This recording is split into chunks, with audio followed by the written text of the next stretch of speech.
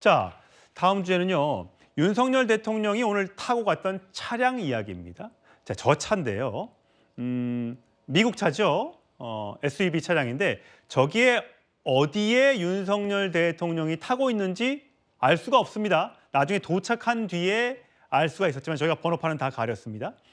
저 차는 지금 결국은 경호관들이 타는 차잖아요. 네, 그렇죠? 본인이 윤 대통령이 타는 차는 방탄차의 세단인데 저 차를 이용했다는 건 어떤 의미가 있을까요?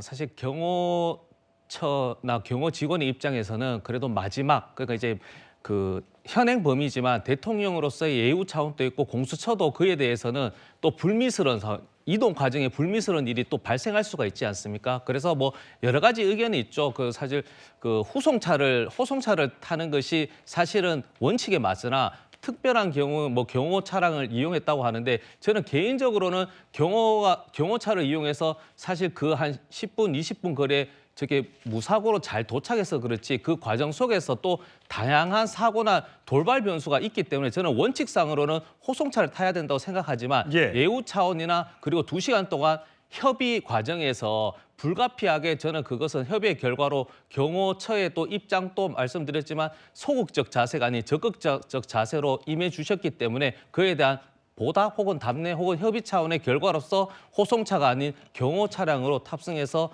무사히 공수처까지 도착했다고 생각합니다. 예, 저 차량은 문재인 대통령 당시에도 사용이 됐던 차고요.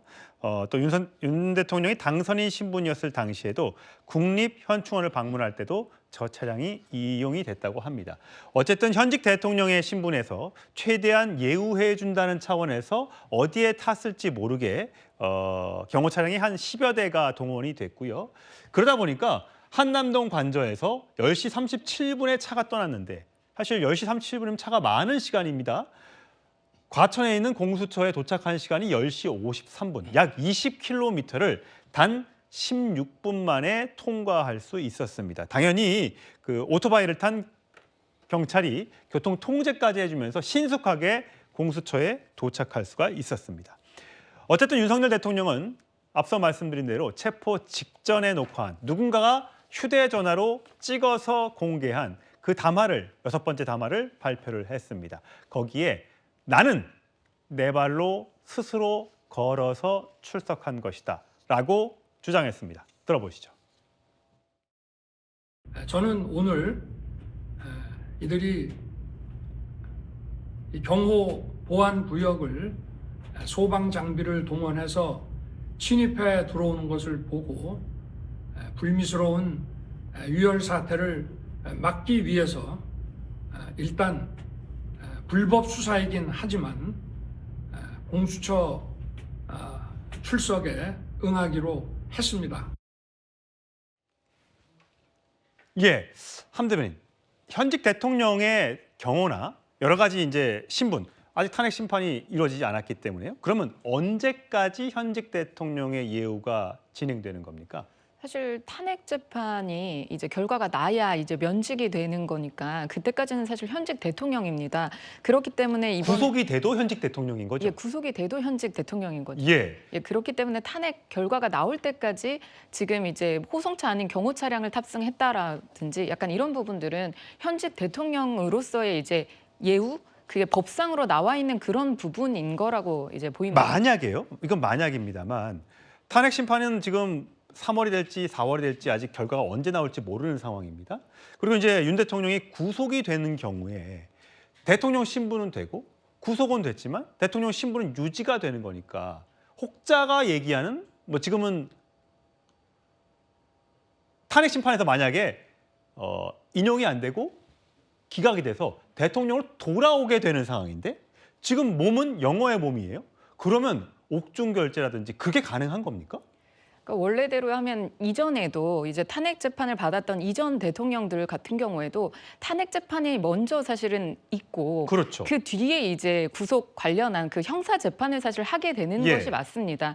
그런데 지금 민주당에서 상당히 속도를 내고 있고 공수처를 압박하고 있고 경찰을 압박하고 있고 이런 모양새로 가다 보니까 이게 누구도 생각하기 참 어렵잖아요. 동시에 지금 진행이 막 되니까요. 그렇죠. 그렇기 때문에 이 탄핵 재판도 너무나 이게 중요한 재판입니다. 현직 대통령을 그 자리에서 면직을 시키는지에 대한 여부에 대한 판단을 하는 거잖아요. 그런 부분에서 그 재판을 제대로 하려고 하면 당사자도 출석을 해야 되고 또 재판이 형사 재판처럼 이루어지기 때문에 여러 증인들도 출석하고 증인 신문이라든지 이런 부분들도 제대로 이루어져야 합니다. 그런데 지금 이제 오늘 이제 체포가 돼서 조사를 받고 아마 17일 이제 그 오전 10시 33분까지 구속영장 기한이? 기한이 그때까지잖아요. 그렇기 때문에 내일 있을 그 변론기일에도 출석하지 못할 것이고요. 아마 그런 부분을 보통의 국민이라면 길 변경 신청도 가능할 거라고 생각이 들거든요. 이런 상황에서. 그러나 또 길 변경 신청을 하면 또 재판을 지연한다. 뭐 이런 부분에 비판을 또 받지 않을까 싶습니다. 그렇기 때문에 이거는 좀 재판이 다 전도된 게 아닌가, 순서가. 순서를 제대로 지켜서 하기만 하면 문제가 사실 없을 텐데 왜 이렇게 하는 건지 참 답답합니다. 김 교수님, 사실 이게 구속이 되고 체포되고 조사를 받는 이게 탄핵 심판에 영향을 주게 되고 또 탄핵 심판을 해서 혹시 인용이 되면 또 그 결과가 다시 또 형사 재판에 영향을 주는 이런 어떻게 보면 윤석열 대통령 측 입장에서는 굉장히 딜레마에 빠지는 불리한 입장이 될 수 있다라고 판단할 수도 있겠네요. 그래서 이게 전례가 없는 지금 상황인 건데요. 이명박 대통령은 전직 대통령으로 그때 검찰 소환돼서 이제 옥살이를 했고 대부분의 경우는 이제 탄핵이 된 이유거나 아니면 현직에서 물러난 다음에 전직 대통령 신분으로서 이제 소환돼서 조사받고 형사적인 절차를 했습니다만 지금 윤석열 대통령은 내란죄 혐의이기 때문에 내란 혐의만큼은 불소추 특권에서 벗어나 있지 않습니까? 그러다 보니까 지금 현직 대통령 신분임에도 불구하고 수사가 진행되는 상황이 된 겁니다. 그래서 저는 두 개의 시간이 같이 가고 있는 거죠. 헌법재판소에서 탄핵 심리의 시간표가 또 계속 굴러가고 있는 거고 오늘로 시작된 이 공수처 조사부터 시작해서 구속영장 청구, 그다음에 구속 이후에 또 기소, 불구속 기소든 구속 기소든 기소가 된다면 그다음에 재판이 진행될 거 아니겠어요? 이건 시간이 훨씬 더 길겠죠. 2심, 2심, 3심까지 그렇죠. 가야 되니까. 그러니까 이 형사재판의 시간과 헌법재판의 시간이 동시에 굴러가기 때문에 이 둘 사이의 시간이 어떻게 서로 간에 상호 영향을 미칠지는 아무도 알 수가 없는 거고요. 다만 탄핵재판이 형사재판보다는 일찍 결론이 나겠죠.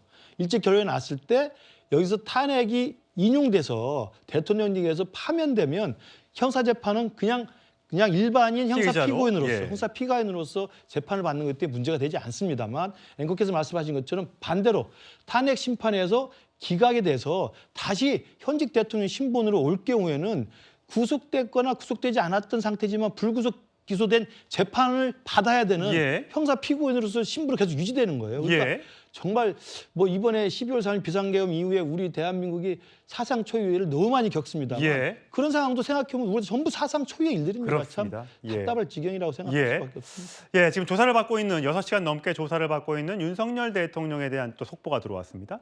2시 40분부터 2시간 정도, 4시 40분까지 이대환 부장검사가 조사를 했고요. 4시 40분부터 또 1시간가량 차정현 부장검사, 그러니까 차장검사, 그다음 부장검사 2명이 3명이 들어가서 조사를 했습니다. 자, 공수처는 윤 대통령이 7시까지 저녁 식사를 한 후에 조사를 계속 진행하겠다고 합니다. 점심은 도시락이 들어갔다고 하는데 식사를 했는지 여부는 확인되지 않고 있고요. 어쨌든 7시까지는 잠시 휴식 후에 조사를 계속 진행한다고 합니다. 서재현 위원님, 어쨌든 윤 대통령이 7시까지 밥을 먹고 또 조사를 한다는 건 오늘 길게 조사가 진행될 것 같다는 얘기 같네요. 그것보다는 사실 공수처가 물어볼 질문지가 많은 것이죠. 저도 개인적으로는 그 비상계엄을 언제부터 계획했고 실패했을 때는 대안 혹은 추가적인 계획도 있었는지 그게 굉장히 궁금하거든요. 저도 궁금한데 정말 수사를 담당하는 공수처 직원, 검사들은 얼마나 궁금하겠습니까? 그것을 법리적으로 사실과 거짓, 주관, 객관화를 이 48시간 내에 모두 다 정리해서 그것을 법리와 증거를 종합해야 되는 또 의무가 있기 때문에 공수처 직원, 검사, 차장 그 옆에 있는 스텝 모두가 사실은 뭐 적극적으로 질문을 하고 그 묵비권을 행사하겠지만 그 옆에 있는 변호사 혹은 또 본인이 어떤 그 태도, 여러 가지 자세 이런 부분에서 또 힌트를 얻을 수가 있기 때문에 저는 윤석열 대통령이 적극적인 것이 아니고 공수처가 적극적이라 저는 생각하고 예. 있습니다. 현재 6시간째 조사를 받고 있는데 밤샘 조사까지는 좀 어려울 거라는 얘기가 지금 들어오고 있습니다. 어쨌든 갑자기 체포가 돼서 조사를 받는 과정이고요. 200페이지가 넘는 조사 질문을 한 번에 받는다는 게 쉽지는 않을 테니까요. 계속해서 공수처가 관련된 내용을 브리핑을 한다고 하니까 관련된 속보가 들어오면 계속해서 뉴스톱10에서 전해드리도록 하겠습니다.